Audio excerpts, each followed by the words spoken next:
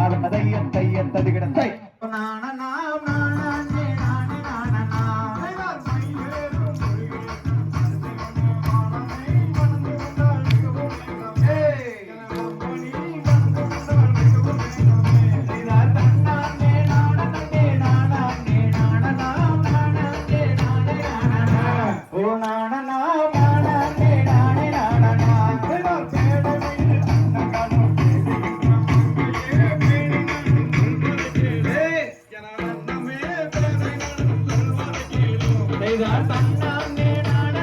நானே நானனா நானே நானே நானனா